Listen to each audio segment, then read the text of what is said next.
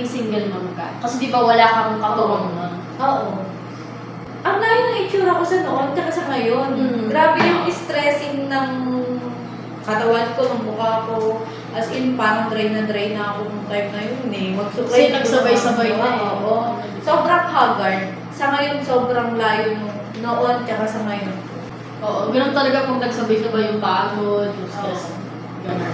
Ano-ano yung mga bagay na na-appreciate mo or ina-admire mo sa sarili mo? Minsan napapatanong ako paano ko kinaya. Paano ko kinaya ganun. Kasi, grabe eh. Ang gulo eh. Fam ko, hindi na ako inanunod eh. Lahat parang pinagtabuyan ako. Parang natuto ako na ako lang. Tapos ngayon, pagiging strong. Tapos ngayon, okay lang, kahit iwan na ako, parang nadala na ako, gano'n, natauman na. Parang okay na sa'yo kung iwan ka ba? Basta masaya ako, masaya yung sarili ko, gano'n, masaya. Wala kang pakisang. Tama yan, tamang mindset yan. Ano-ano ba yung mga bagay na parang gusto mong i-improve sa sarili mo? Diskarte. Discard. Or diskarte pa. Ayun lang. Discard. Kasi sa katawan ko wala na, okay na. Okay ka na. Okay na. Diskarte. Then yung sa buhay, gano'n. Para mas lang kumangat. Ano mo parang na kinaya yung parang, di ba, mag-isa ka lang nun? Yung parang, paano mo kinaya sa sarili mo? Like, may naisip ka bang gawin na hindi dapat? Meron. Na-try ko rin mag-gas-gas, gano'n. Self-harm. Try mo yung self-harm. Oo. Tsaka, ayun lang, iyak lang mag-iyak. Inom. Gano'n. Tapos hanggang sa parang medyo gumaan. Naramdaman ko din na okay na ako.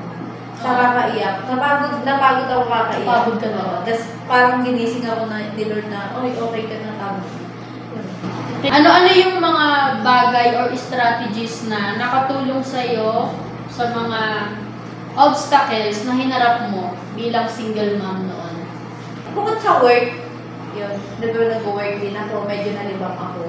Then, meron din biglang dumating sa akin na, Isang tao na nagbaramdam sa'yo. Bukod dun sa focus on work, di ba? Focus sa work, busy lang. Tapos yun, may dumating na isang tao na. Tapos wala din. Pero thank you kasi, nung time na yun, talagang wala. Siya lang yung andun sa akin nung time na yun. Kasi miski yung pag ko that time is, hindi ako masyadong inaano kasi sinisisi nila ako kung kaya mo yan, ginusto mo yan. Tapos yun, dumating siya. Nakatanggap ka ba ng parang judgment sa iba? At saka, paano mo siya hinandle? Oo, sobrang dami. Ang dami. Like, ba yan, ganito. Tsaka syempre, kahit mga lalaking mga kausap, may judge ka. May anak ka na, gano'n. But parang deadma sa akin kasi wala naman silang magagawa eh. Wala naman sila inumbag sa buhay. Wala naman akong magagawa kasi nangyari na eh. Eh di tatanggapin ko. So, parang bala kayo dyan. Basta buhay ko. Deadma na lang. Deadma. May point ba sa buhay mo na parang natutuwa ka kasi nakalagpas ka sa ganong stage na ang hirap maging single mom, maraming may alam na. Parang sinaselebrate. Until now, sobrang saya ko. Sobrang saya ko na yun, nangyari ko. Kasi dami ko natutunan. Hindi na kagaya ng iba na parang nagsisimula ka pa lang. Kumbaga parang sa pagiging single mo is nagawa ko na ikaw parang mangyayari pa lang sa'yo. Paano mo hinandle yung mga disagreements or conflicts mo with your ex-partner? Noong una kasi, hindi kami okay. Then, nung napatawad, yun, pinatawad ko siya. Yung parang nawala yung galit ko sa kanya. Doon mas naging okay. Kasi kung galit ako sa kanya, then galit siya sa akin, magkakailangan kami, di ba? Nung nawala yung galit ko sa kanya, parang wala lang. Ayaw ko lang sa kanya, pero sa akin, wala, okay na ako. Ganun talaga. Magiging masaya ka lang daw kapag ka nagpatawad. Oo. Kasi nung galit ako sa kanya, hindi ko talaga siya maatim na makita. Pero parang wala lang. Ano yung hinahanap mo ngayon sa isang partner? Magiging partner or partner mo?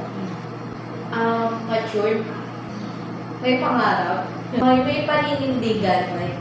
Siyempre, as a single mom, gusto ko yung papanindigan ako. Tapos yung sa anak ko, yun. Saka yung hindi nananakit. Oo, tama. Mahalaga. Hindi nananakit yung physical. Yun. Kasi, siyempre, past ko na yun eh. Alam mo naman. Yun lang. Ang hinahanap mo ay totoong mamahalin ka.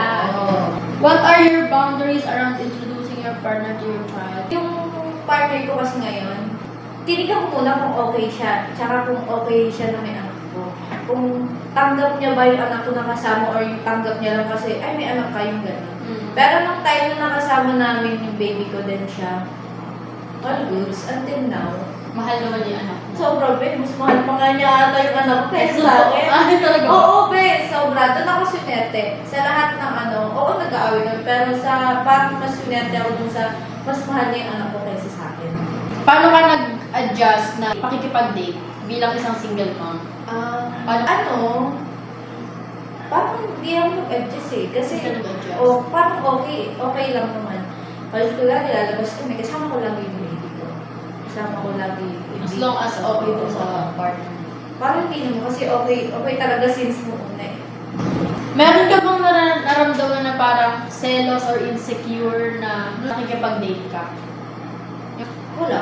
Parang, yung partner ko kasi hindi niya pinaparamdam sa akin na hindi, porket may anak ako is, ang daming tulong sa akin. Oo. Proud siya na, ito ako, ito kami, ganun. Tapos buong happy, yung palang buong family talaga. Kaya, Nakaramdam ka ba na parang expectations or pressure sa'yo nung partner mo, lalo na ngayong may anak ka na inaalagaan? hindi. Hindi. Na-manage ko. Kaya ko. Carry. Ano yung advice na maibibigay mo sa ibang single mom, lalo na yung nakikipag-deal sa society natin ngayon? Huwag kayo basta-basta papasok sa relasyon na lang. Kasi ang hirap eh. Magkakaroon kayo ng boyfriend, then papakilala niyo si baby niyo, then mawawala na naman, tapos magpapakilala kayo ng bago, di ba? Pagka muna pumasok, tignan mo lang kung okay bago mo ipakilala sa anak mo. Kasi syempre, ang hirap yung pabago-bago ipapakilala mo sa anak mo. Lalo na lumalaki na yung baby mo, makikilala niya yung lalaki mo. Sino ba to? Sino na bago na naman, di ba? Kasi parang hindi dumating yung point na kung nakakaintindi na yung anak mo, na parang, mami, ba't gano'n? Parang iba-iba yung mo, di ba? Yung anak mo mismo mag-husga na sa'yo. Oo. Di ba? Doon ka na siya sure. Tsaka, pagka pumasok na kayo sa gano'n, huwag kayo Kaibigan. Oo. Focus ka na lang sa anak mo if ever. Kung kaya mo. Huwag ka nang basta-basta pumasok sa relasyon. Siyempre may iniisip ka na bata na maaapektuhan.